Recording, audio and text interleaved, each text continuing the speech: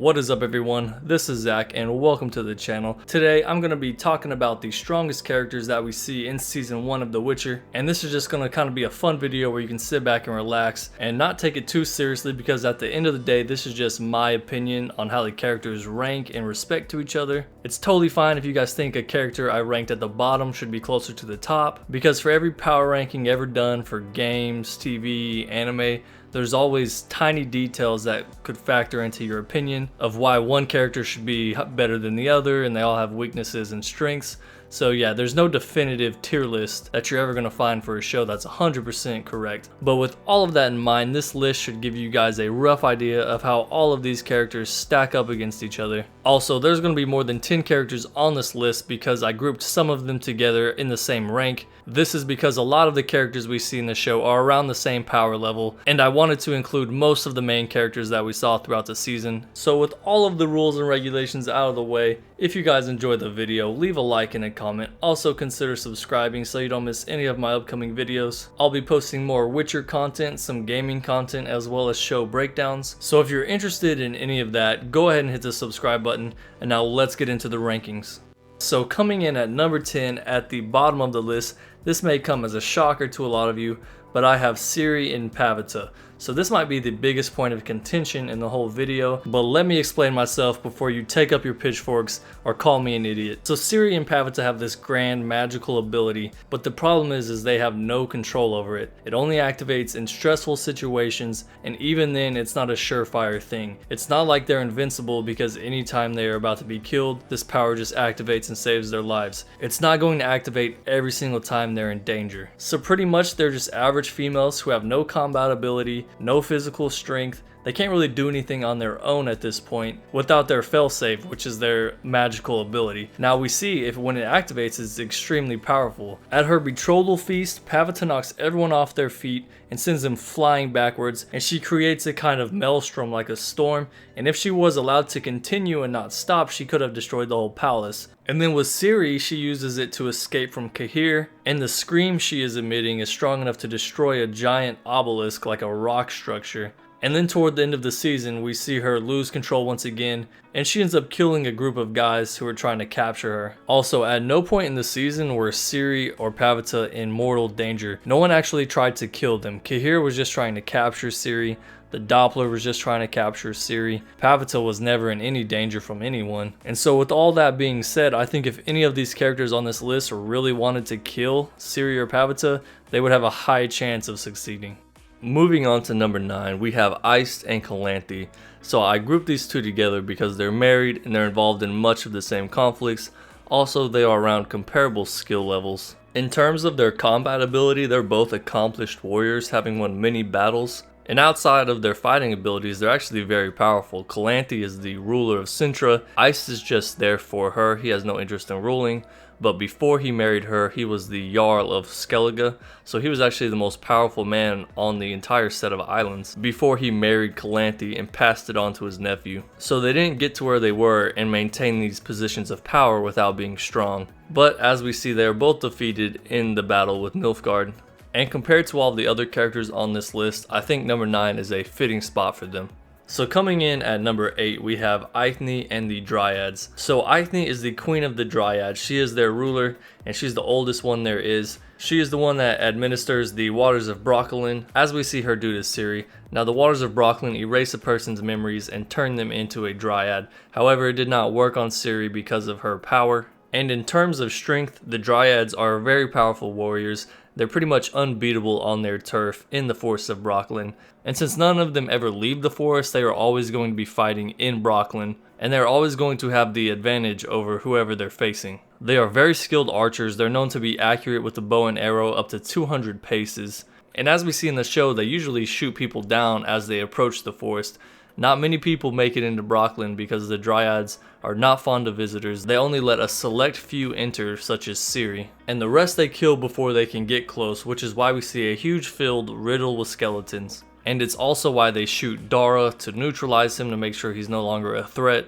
And my only guess as to why they let him live is because he was an elf. I think if he was a human, they would have let him die. Also, Broccolin Forest is located in the northern realms, pretty much surrounded by all 4 kingdoms. Yet it has remained unconquered since before even the 4 kingdoms existed. It's a very old forest, it's been here since the beginning of the continent, and the Dryads have maintained control over it all this time, beating back invasions who have tried to conquer them from the 4 kingdoms. And just for that fact alone, they deserve the number 8 spot.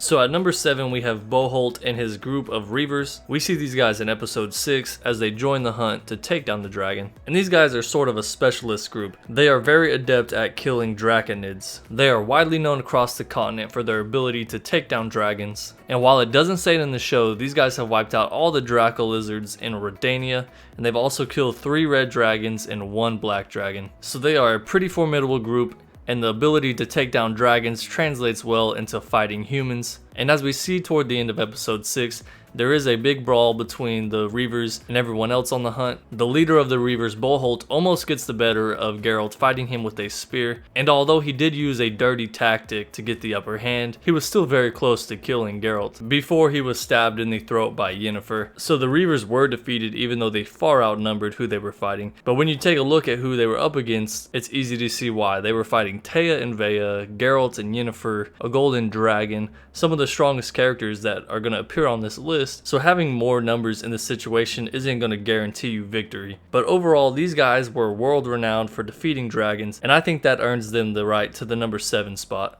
And coming in at number 6 we have Cahir, the primary antagonist of season 1, the feather-helmeted Nilfgaardian who terrorized Ciri all season. So Cahir is a Nilfgaardian officer who was sent specifically by the Emperor of Nilfgaard to capture Ciri. That is his main objective, but as we see, he fails, but not for lack of trying. And the fact that he was specifically chosen out of everyone in Nilfgaard to hunt for Ciri is a testament to his strength. We see throughout the season that he is very skilled with the bow. He shoots iced in the eye from very far away.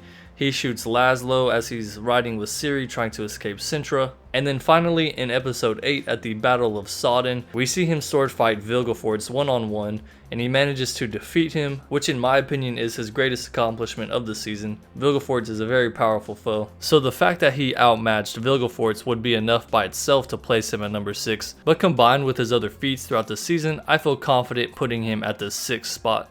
Coming in at number 5, we have the Zerrikanian warriors Thea and Vea. Now we see them in episode 6. They are traveling with Borch 3 jackdaws as kind of his bodyguards. He calls them his weapons, and for good reason, because they are very skilled fighters. So not much is known about Zerrikania, but what we do know is that the roles of men and women are kind of reversed. So men are less involved in warfare and ruling the country, and women are actually the primary fighting force, and the ruler of the country has always been a woman. It's said that Zerrikanian warriors are very talented in archery and swordsmanship, and as for Thea and Vea, it's said that their skills with a saber are unmatched. And we do get to see them fight the Reavers at the end of episode 6, and as you know by now, the Reavers are no pushovers, they're actually pretty strong fighters. They appear to be handling themselves very well, on par with Geralt and Yennefer. So Thea and Vea are very strong warriors, and if faced with anyone ranked lower on this list, they would probably easily defeat them, which is why they are ranked at number 5. So at number 4 we have lower tier mages.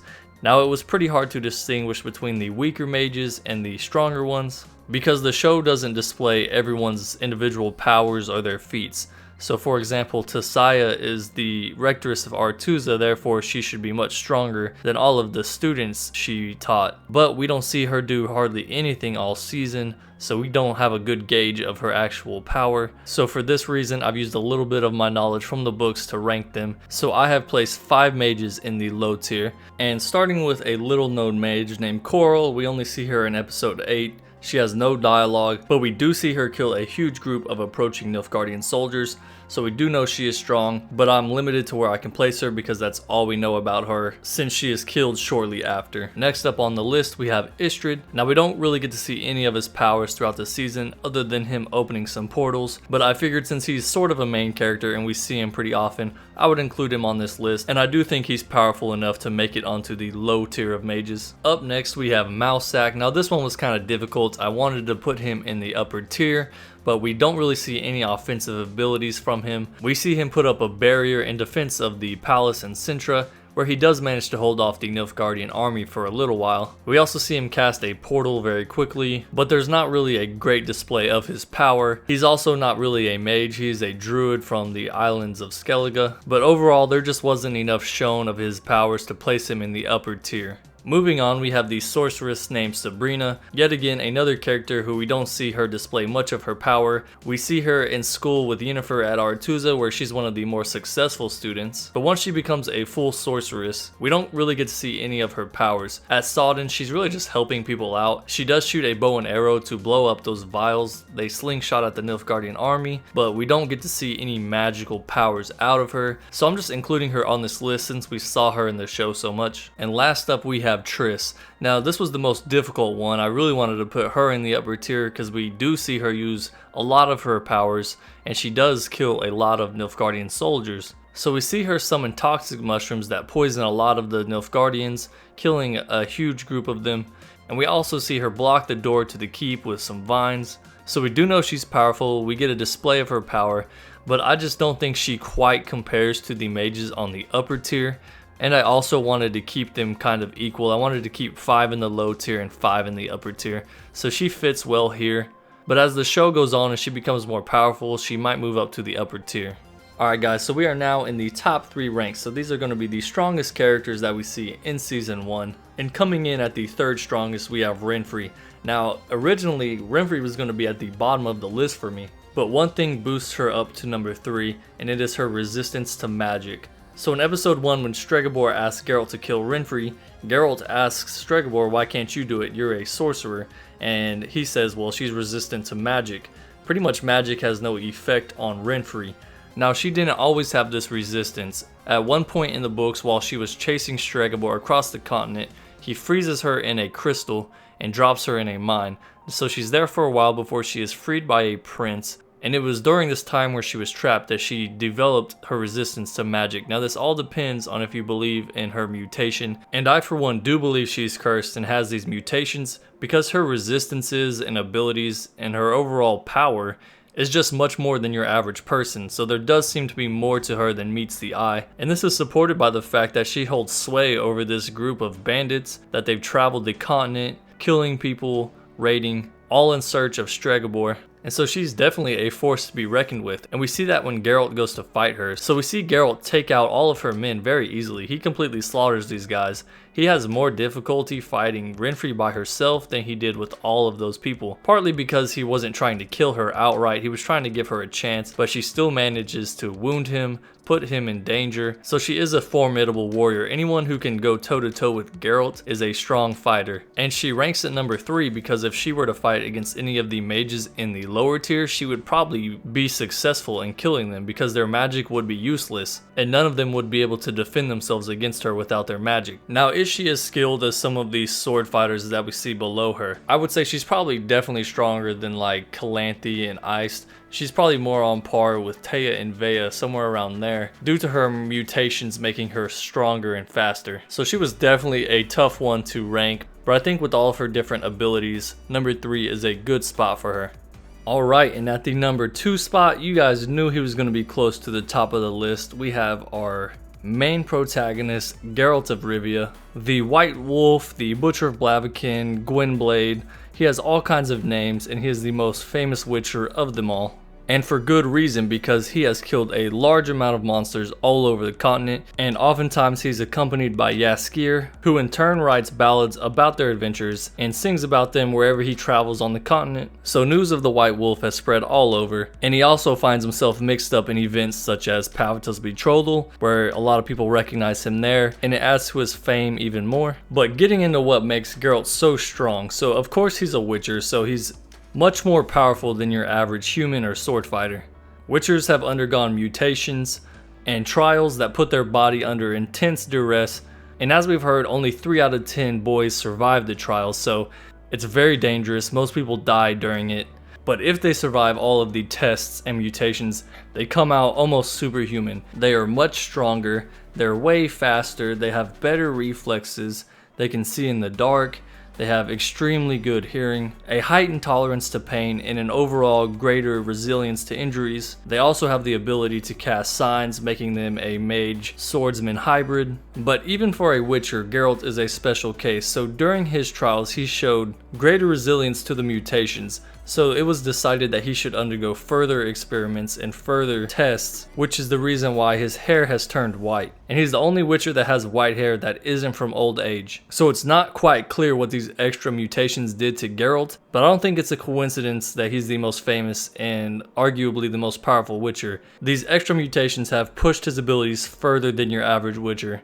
making him stand out compared to the rest. So how does Geralt compare to the rest of the characters on this list? Well, for one, he's the most skilled swordsman out of everyone. He could be anyone on this list in a sword fight. He's much stronger and much faster than everyone else on this list. So I have him ranked higher than the low tier mages because although they could potentially kill him, there's a high chance he would be too fast for them. Before they could get off a spell, he would close the distance and take them out before they could injure him. He also has the ability to cast Quinn or Ard, any of these signs very quickly to help him defend himself. So overall, Geralt is just very strong. He has very little weaknesses and he has a lot of tools at his disposal.